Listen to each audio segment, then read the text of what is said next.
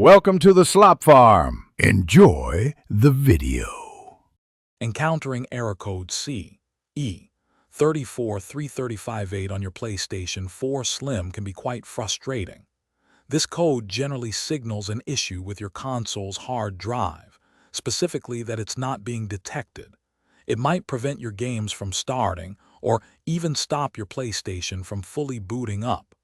But don't worry, many times this is a straightforward fix you can handle yourself. First things first, let's try some simple troubleshooting. Start by fully restarting your PlayStation 4 Slim. Power it down completely, then unplug it from the wall for about 30 seconds before plugging it back in and turning it on. A simple power cycle can often clear up minor glitches that prevent the hard drive from being properly recognized. This is always a great first step.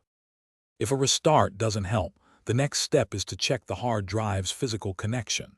This error frequently indicates a loose or improperly seated drive.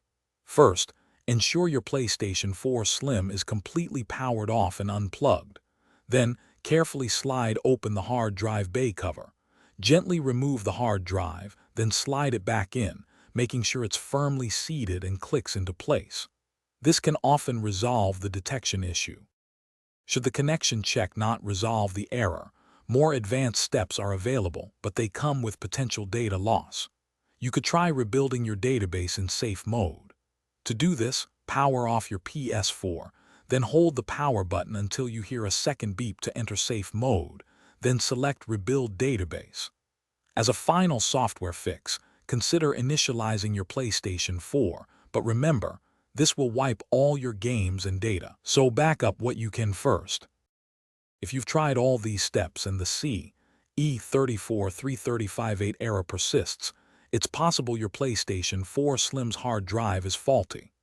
At this point, you might need to consider replacing the hard drive entirely. A new hard drive will require you to reinstall the PS4 system software using a USB drive.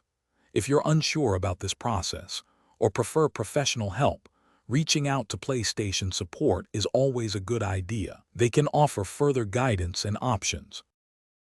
Thanks for watching. Consider subscribing if we helped you today.